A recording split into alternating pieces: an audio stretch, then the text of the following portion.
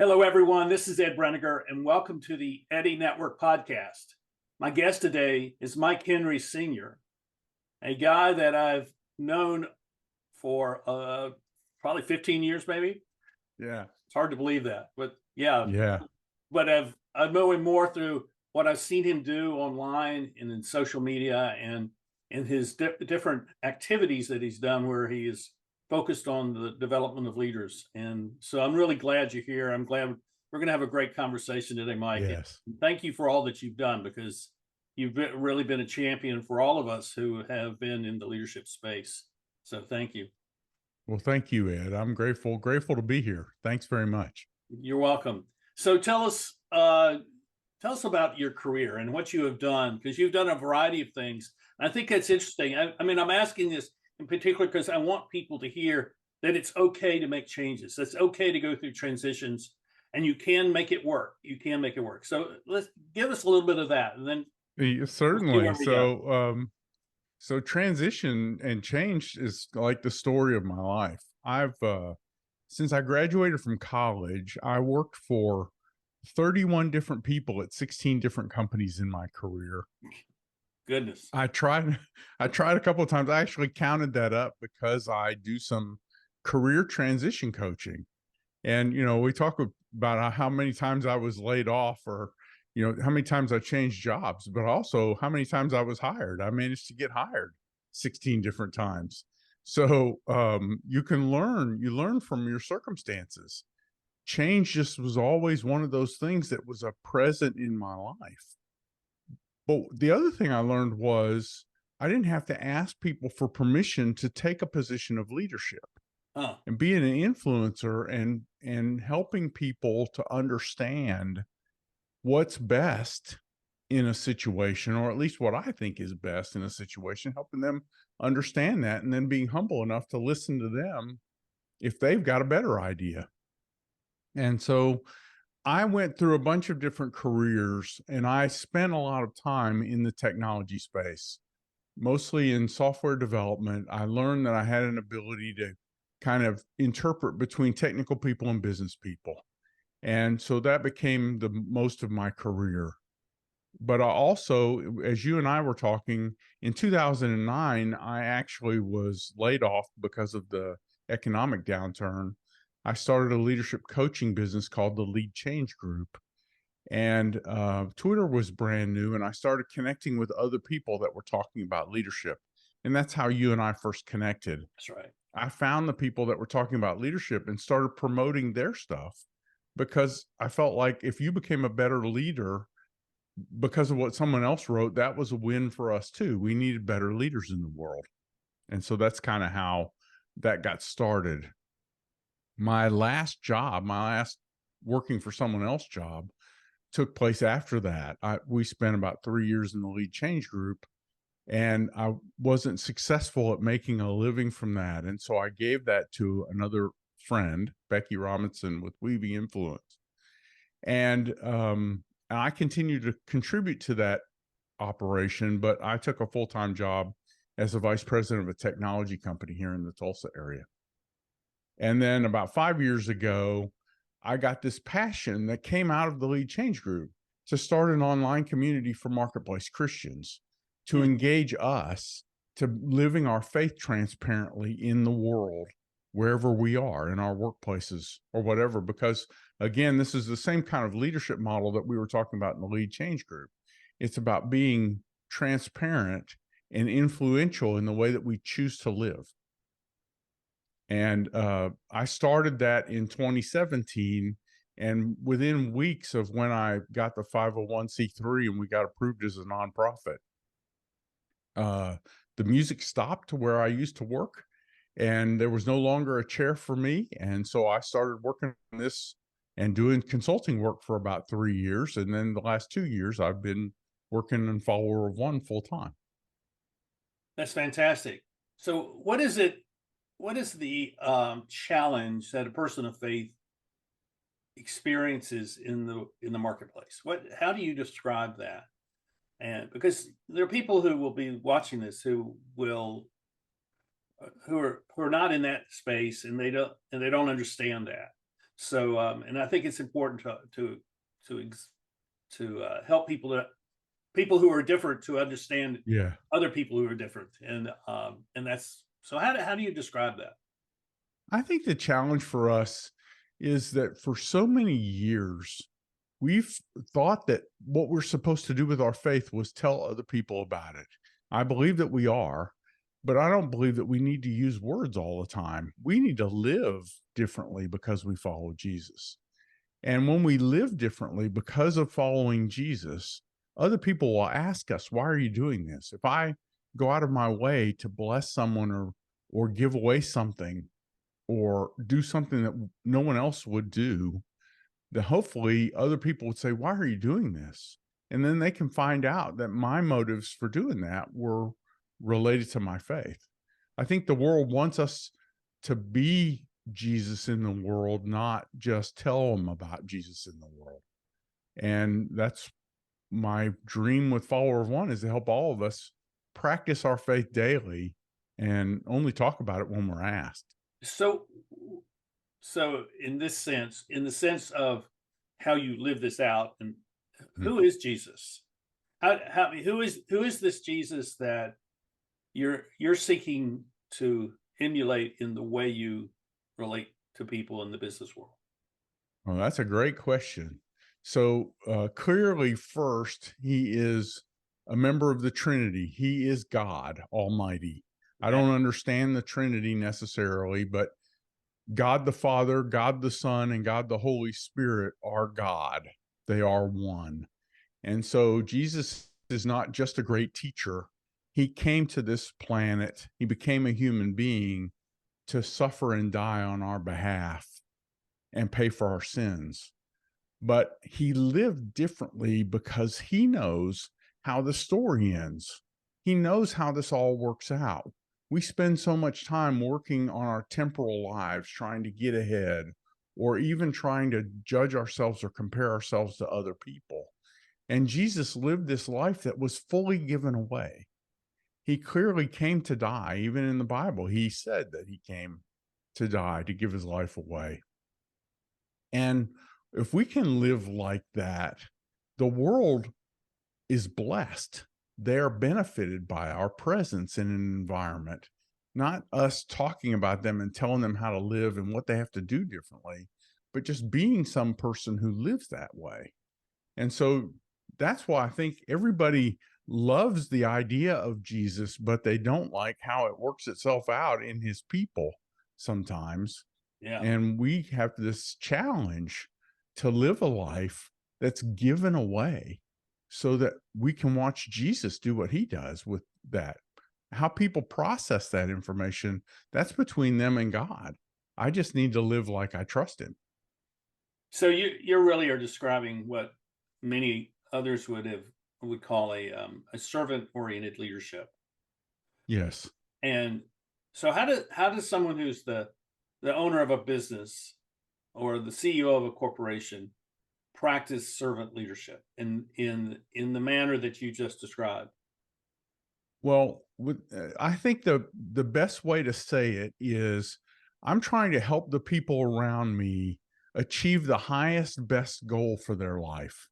Hmm. And I believe all of our highest best goals are to spend eternity with Jesus. And so my job in every relationship that I have is to help people move one notch closer to Jesus. Now I found that I can't push them to that, but I'm looking for opportunities to kind of challenge them to that or inspire them to that.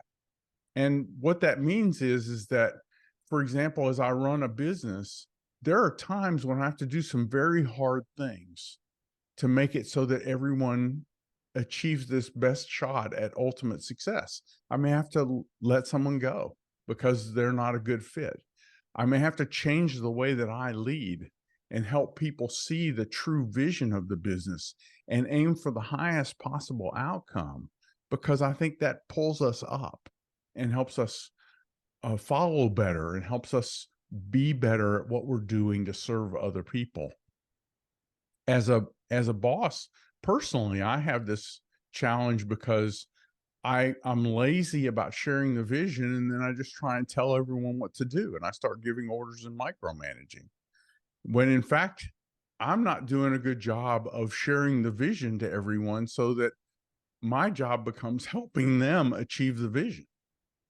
It's this what happens is we lower our aim. I start, would you just do what I said instead of, remember the vision. Let's fight for the vision. How is this contributing to the vision kind of question? Does that make sense? It makes perfect sense. It's exactly what I've seen, and one of the ways I've identified the problem where of that is that there are a lot of people in leadership positions, leadership roles, Yeah. who are really good at creating the vision, but they're not very good at executing the vision. And then there are people who have no vision at all, who are very good at managing the numbers. And the kind of the way I talk about this is that they're really good at running a business, but not good at leading a business. And Yes. and that is the sort of the the separation point for a lot of people who um, are in organizations where they're not really equipped well, and yet they've been thrust into these roles, and Hmm. they really need help. But what I found is that they don't understand the kind of help they actually need. And so Yes. they're not looking at themselves in terms of how do I change? Because if what I've seen is when the CEO or the general manager, they decide to change, and that change is lived out in front of other people, Hmm. as a almost a sense of humility, saying, okay, I know that these are areas that I need to improve in, then that invites the rest of the team, the rest of the company, to also see, okay, these are areas that I can improve in. And Yes. the growth of the CEO becomes a facilitation of other people's leadership. That's kind of the way I see it. Yes. I think that's a great way of putting it, because oftentimes we all aim too low. And as the CEO starts aiming higher and pursuing a greater vision, then everyone else gets energized by that and they start aiming higher and pursuing a greater vision. Well, I want to ask you this, because what Yeah. I see is that the companies that I've had the best experience with were ones where the staff, the people that work there, had a tight knit relationship with one another. And I really want to kind of focus in on this idea of the importance of relationships, because I Mm-hmm. think that's missing. I mean, that's one of the three dimensions of the circle of impact, or relationships. Hmm. But I think it's the emphasis on relationship is missing in a lot of people, and a lot of the Hmm. stuff that we see going on in the world today is a product of really bad relationships, Hmm. in Yeah. part. So Hmm. so what have you seen in your work with all these organizations where the team, the group works well, and the CEO may not be as up to speed with their team? Have you experienced that kind of thing? I have. I spent some time at a larger technology team that was for a larger energy company. And we didn't we did, one of the things we kind of had in common was we were kind of figuring out together as team members how we could manage things so that our bosses stayed out of the way, you know. Hear that, Because everyone? if Hear you that? I mean, this is really, I've seen this too.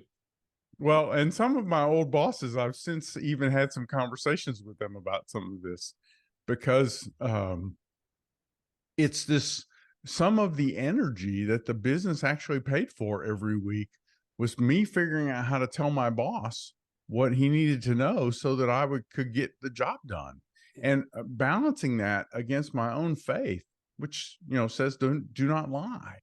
And so I'm struggling with this kind of reality of how do I bring the boss along, or tell the boss, explain to the boss what's going on. There was a time in my career when I actually managed two project plans, one that I was telling everybody else about and one that I was using to manage the team with. And it's just because the details were over managed by most of our management, Yeah. and we had a deadline to make. And so it's not easy. But I think for as Christians in the marketplace, especially, we have this extra challenge to look out for the people around us, to be a blessing to the people that we interact with every day, just simply because of who we follow and what we trust. And if that means that we lose our job, then we have to trust God in that and go find what we can do better next time or find a better place to work. Yeah. Uh, I want to be able to survive whatever consequences happen. And that's one of the things I learned from having all those jobs. They don't kill you, they just ask you to go away. And so then you have to figure out how to do life differently in another place. Yeah. Yeah. I've encountered that. I've encountered that moment, and you said you're acting inappropriately because you're doing your job well. I mean, Yeah. I'm paraphrasing what actually was said, but that's kind of Mhm. it is. So looking back over your career, how would you um how would you describe the change, the transition, and how the world understands leadership over this period of time? Certainly. And yeah, I think you're up to that, because I just know you are. Well, it was kind of funny because when I came out of college, it was right at the end of the kind of climb your way to the top, I'm important kind of dog eat dog world. And years later, I actually heard this great description of types of tribes from the book Tribal Leadership by Dave Logan. It was really helpful. But that's like the third phase of tribe. So there are two worse ones. Hmm. Then there's this I'm good, this kind of model that says that my, the job of leadership is for me to get ahead. Hmm. And right after that, the next era was let's us get ahead. Let's do this for us. And it became more of an us type of leadership where we're trying to get our company ahead. Our people are the most important resource and those kinds of things.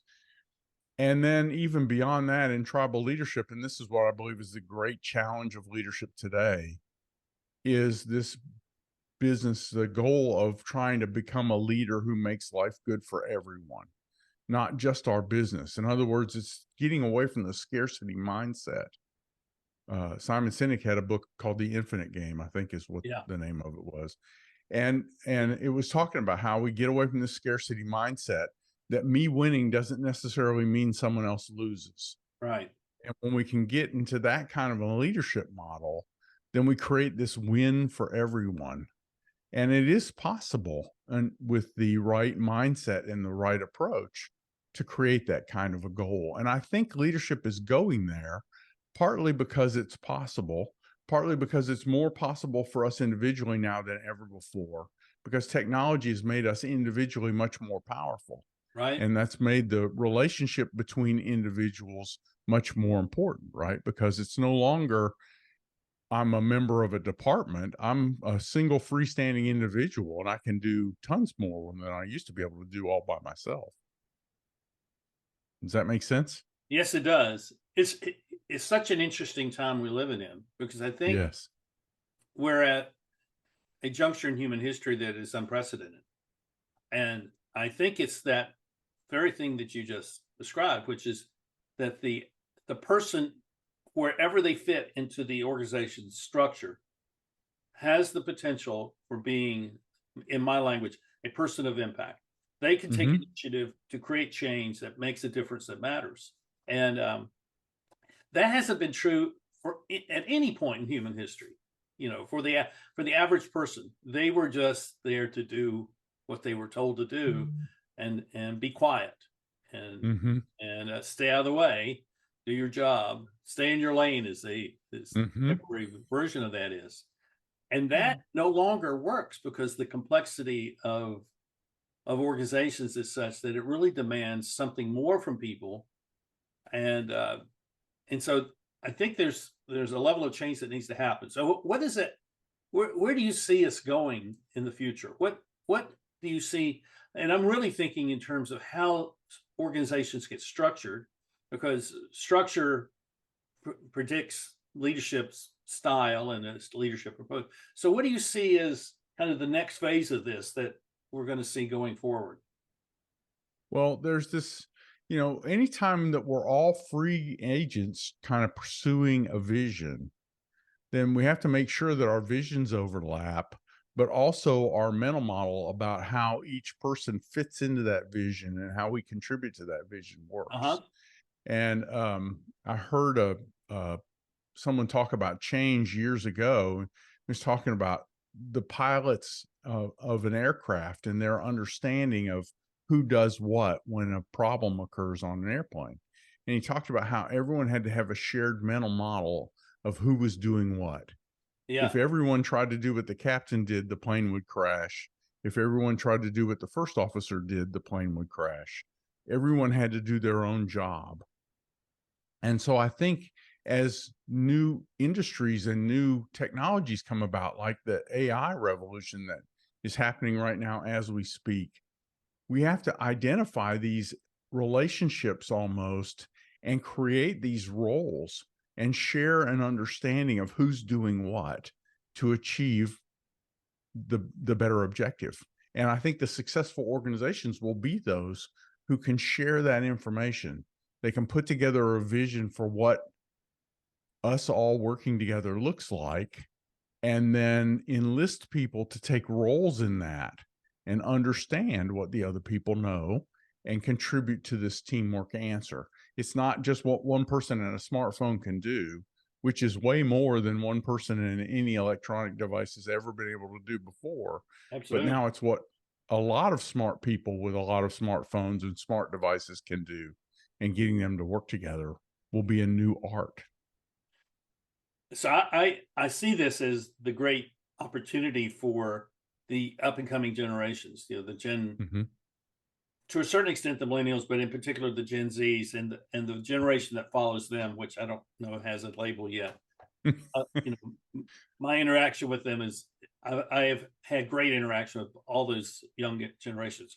So, what do you think if you were if there was a group of students watching our conversation today, a group of college students, what would you say to them in terms of the kind of skills they need to succeed in the future? And let's say succeed for the next 25 years.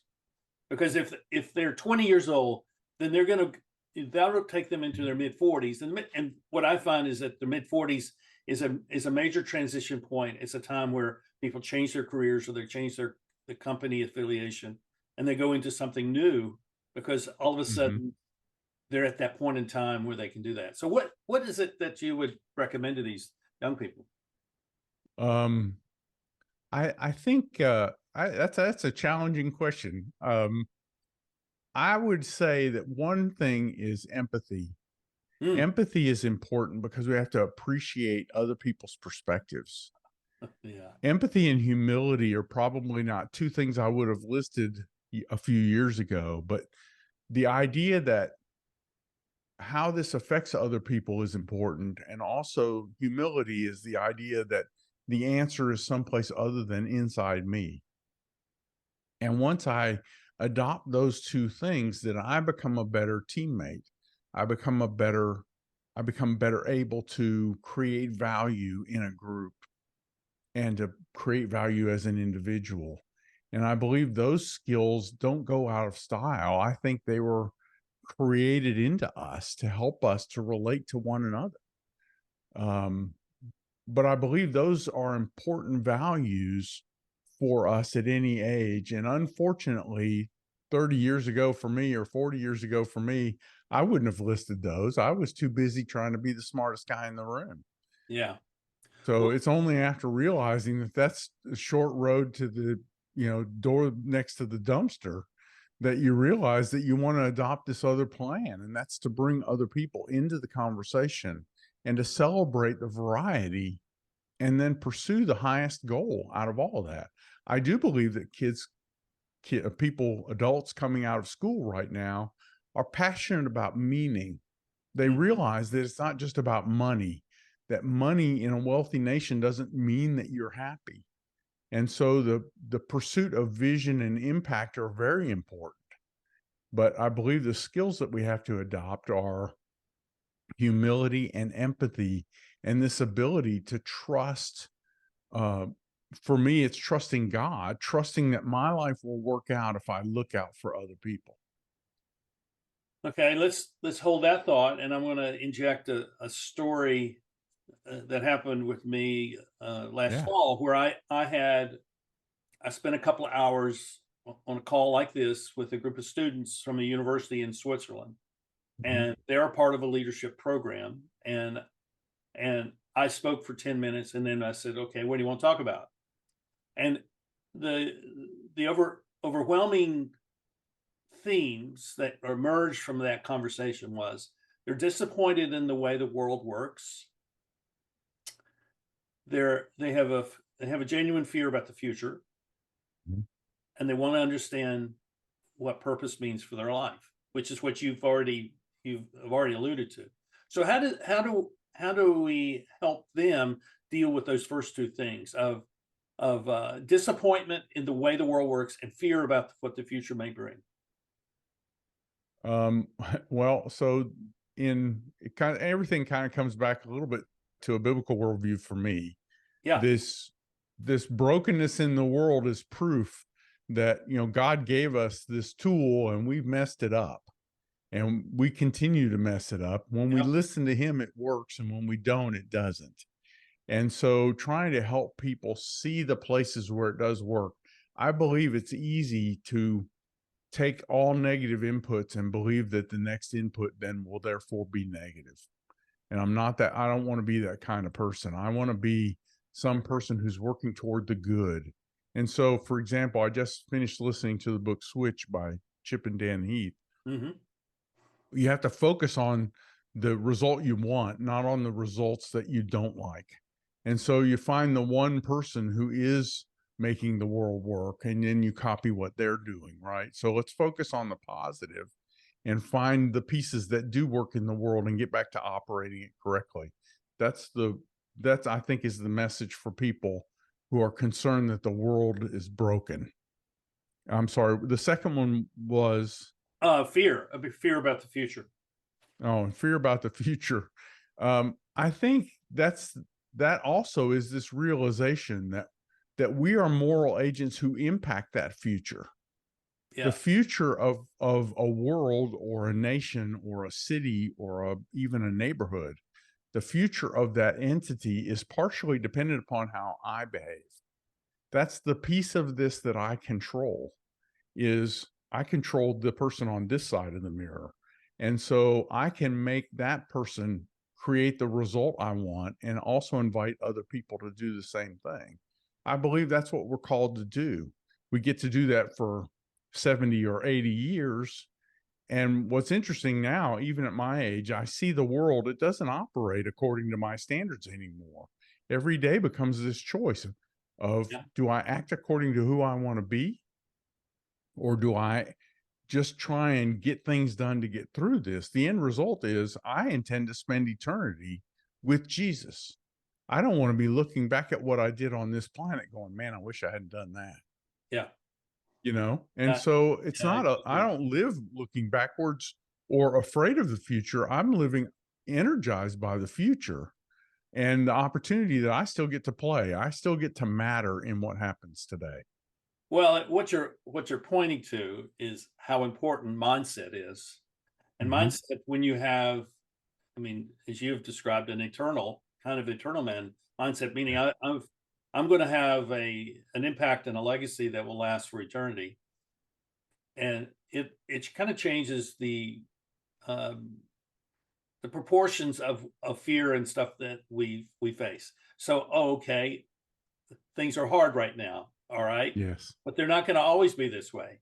And Yes. what can I do to change that? And I think that that addressing that mindset. I mean, I've recommended to people, I'm not trying to evangelize them. I'm just recommend just read through the Gospels and look at the Mhm. stories of Jesus and look at how he related to them. I mean, Yeah. I'll give you the example I like to use more than any of the others. In Yeah. John 4, there's a story of Jesus, and he meets this woman at a well. Hmm. And the story goes, this woman comes at noontime to get water, which means that she is an outcast in her community. And we don't know why that is, but Jesus does. And so Jesus starts talking to her, and they end up having this religious discussion. So it's the easy thing is to deflect religions by talking about religion, but he wants to talk to her about her as a person. Hmm. And Yes. he begins to say things to her, and she realizes that he is someone special. And he basically admits to her that he is the son of God, and he is there to be the savior. And she has this very cathartic transformational experience. Now the points that I like to make about this woman is not the person who is in charge of the Chamber of Commerce, or sitting on Correct. the board of the local community college, or even on the board of your local church. This woman is hiding from the rest of the world That's right. because she has had a life that brings nothing but shame to her. And here Yes. Jesus shows something to her, and her life is transformed. And this is what is often missed when I hear, in particular, preachers tell this story. She goes into town, and she tells them what is they've experienced, and then they all come out to see who this man is. Hmm. But what is missed is that here's this woman who's been rejected by them, and she says something to them, and their lives are changed in that moment. They see Yes. her life is changed, and then they come out to see who is the one that is responsible. She Correct. became a person of impact out of being a person who is a nobody. And Yes. it's my favorite one of those stories of Jesus, because it is I see it as is this kind of archetypal picture of the person that we know wherever we live, in our neighborhoods, Yeah. they're in our families, who has not been the person that everyone was going to look up to or honor. She's the one that we're going to ignore and treat with derision. So Yes. here she does. She goes and changes her whole community merely by telling the story of her transformation. It's a great story. Yeah.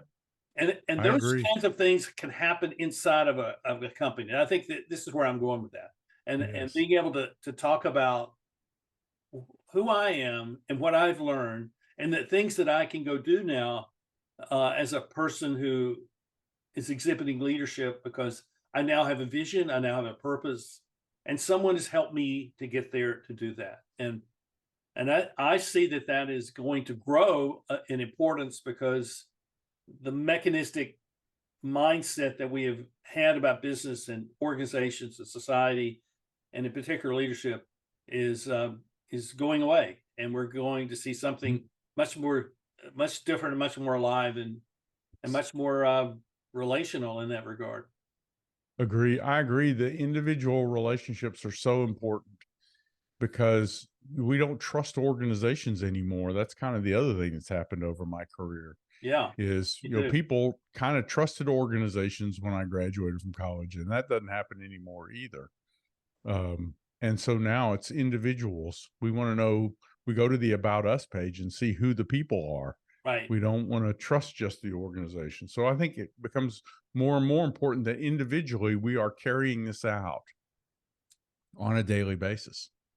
So let me ask this, as we kind of wind up our conversation. If somebody would like to be involved with what you do, or they would like you to be involved in what they're doing, how does that work? What do you offer to people? What's that look like? Certainly. Well, we actually created an online community. It's a private online community called Follower of One, and it's designed to help people who want to integrate their faith into what they do every day. If you'd like to know more about faith, you can just reach out to me at mike@followerofone.org. I'd be happy to talk to anyone about that, and we can Good. put my LinkedIn profile or whatever too. But I'm Mike Henry SR everywhere. And then if you're already a Christ follower and you would like to execute on more of this, you can check out our online community, which you can get to from followerofone.org, which is our website. Okay. And we will invite you on what we call Marketplace Mission Trip to go practice living this out in your workplace every day. So So that's how we're how trying to many do this. how many are Challenge. involved so far? How many are involved right now? Well, we have over 900 people in the online community. We've had about 600 people who have taken the Marketplace Mission Trip.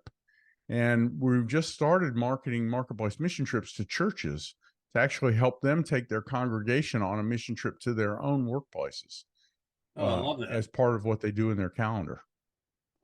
Well, I think this is fantastic. I think it will have a tremendous impact upon people and their families and their communities.